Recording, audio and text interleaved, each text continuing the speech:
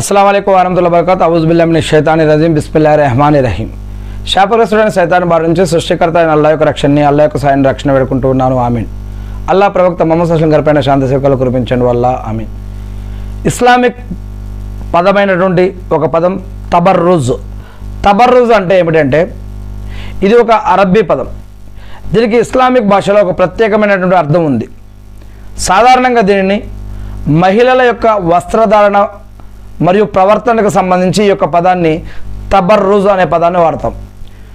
దీని గురించి సాధారణంగా చెప్పాలంటే తన అందాన్ని లేదా అలంకరణలను పరాయి పురుషులు ముందు ప్రదర్శించడం అని అర్థం.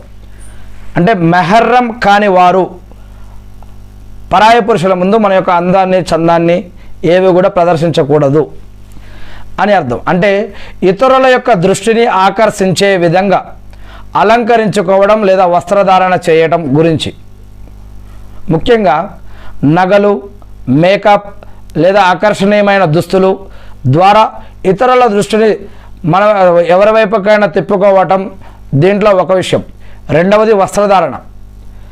శరీర ఆకృతి స్పష్టంగా తెలిసేలా బిగుతుగా ఉండే దుస్తులు లేదా ట్రాన్స్పరెంట్ అంటే శరీర లోపల భాగాలు కనిపించే విధంగా పారదర్శకమైన బట్టలు ధరించడం.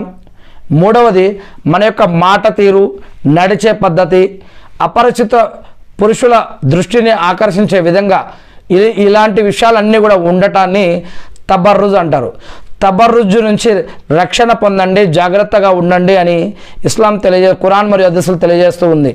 మన మూలంగా ఇతరుల మూలంగా మనం ఇబ్బంది కలగకుండా అనేక రకాల ఆలోచనలు, పాపాలు, నేరాలు, ఘోరాలు, మోసాలు, అక్రమాలు, అన్యాయాలు జరగకుండా ఉండాలి అంటే ముందుగా మనం కరెక్ట్గా ఉండాలి. దాని తర్వాత ఇతరుల నుంచి మనల్ని నుంచి ఇతరుల్ని కాపాడుకోవాలి. అంటే మరి దాంట్లో అనేక రకాల విషయాలలో ఇది కూడా ఒకటి తబర్రుజ్ అనే విషయం. మరి మన మూలంగా ఇతరుల్లో ఎటువంటి ఆశలు, కోరికలు కలగకుండా ఉండాలి.